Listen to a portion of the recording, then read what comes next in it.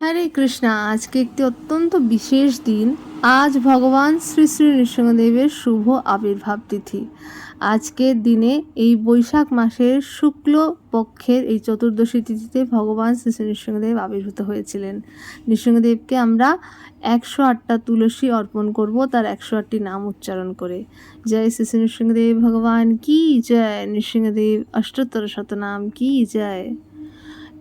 ओम नरसिंहाय नमः, ओम महासिंहाय नमः,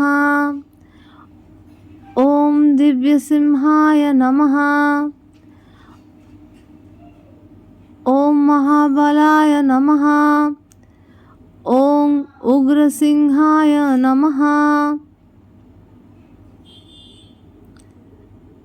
ओम महादेवाय नमः, ওম স্তম্ভজায় নমঃ। এরকম করে 108টি নাম রয়েছে। এভাবে নৃসিংহদেবের 108টি নাম উচ্চারণ করে একটি একটি তুলসী দিয়েছি। আমরা এভাবে 108টা তুলসী অর্পণ করেছি আজকের এই বিশেষ দিনে। আজকে হচ্ছে ভগবান শ্রী নৃসিংহদেবের আবির্ভাব তিথি। ভগবান দুটি কারণে আবির্ভূত হন, পরিত্রাণায় সাধুনাম বিনাশায় চ দুষ্কৃতম। ভক্তদের পরিত্রাণ করার জন্য এবং দুষ্কৃতকারীদের অসুরদের বিনাশ করার জন্য, হিরণ্যকশিপুকে বিনাশ করার জন্য এবং প্রহ্লাদ মহারাজকে রক্ষা করার জন্য, তাকে আনন্দ দান করার জন্য ভগবান শ্রীকৃষ্ণ নৃসিংহদেব রূপে আবির্ভূত হন।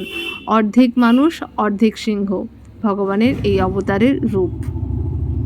এই বিশেষ রূপের কারণ, হিরণ্যকশিপু ব্রহ্মার কাছে বর চেয়েছিলেন তাকে যাতে কেউ ঘরের ভিতরে না মারতে পারে, বাইরে না মারতে পারে, আকাশে না মারতে পারে, ভূমিতে না মারতে পারে, কোনো অস্ত্র দিয়ে না মারতে পারে, এবং কোনো মানুষ বা কোনো পশু বা ব্রহ্মার কোনো সৃষ্ট জীব যাতে তাকে না মারতে পারে। তাই ভগবান অর্ধেক মানুষ অর্ধেক সিংহ, যেটা ব্রহ্মা সৃষ্ট জীব নয়, সেই রূপ নিয়ে আসেন হিরণ্যকশিপুকে বধ করার জন্য। তিনি গোধূলি লগ্নতে, যেটা না দিন না রাত, এবং চৌকাঠে, যেটা ঘরের না বাইরে না ভেতরে, এবং হাতের নখ দিয়ে তার বক্ষ বা উদর বিদীর্ণ করে তাকে সংহার করেন। নৃসিংহদেব ভগবান হচ্ছেন ভক্তবৎসল, শরণাগত বৎসল। তিনি ভক্তি বিঘ্ন বিনাশন, ভক্তিপথের সমস্ত বিঘ্নকে তিনি বিনাশ করেন। তাই ভক্তদের কাছে নৃসিংহদেব ভগবান অত্যন্ত প্রিয়, এবং আজকের এই বিশেষ তিথিও ভক্তদের কাছে অত্যন্ত আনন্দের মহোৎসব। আজকে এই তিথির আরেকটি মাহাত্ম্য হচ্ছে, ভগবান প্রমাণ করলেন যে নমে ভক্তা প্রণশ্যতি, ভগবানের ভক্তের কখনো বিনাশ হয় না। যখন প্রহ্লাদ মহারাজকে হিরণ্যকশিপু জিজ্ঞেস করেন যে ভগবান কোথায় আছে, এবং প্রহ্লাদ মহারাজ বলেন ভগবান সর্বত্র আছে, হ্যাঁ এই প্রাসাদের স্তম্ভেও আছে। ভগবান ঠিক সেই স্তম্ভ থেকে প্রকাশিত হন প্রমাণ করার জন্য যে আমার ভক্তকে আমি কখনো হাঁটতে দিই না। আমার ভক্ত যদি বলে থাকেন আমি এখানে আছি, হ্যাঁ আমি এখান থেকেই বেরিয়ে প্রমাণ করব, আমার ভক্তের কখনো হার হয় না। মহারাজের মতো শুদ্ধ ভক্ত সব সময় বিশ্বাস রাখেন কি, অবশ্য রক্ষিবে কৃষ্ণ বিশ্বাস পালন। কৃষ্ণ আমাকে রক্ষা করছেন, আগামী দিনেও করবেন।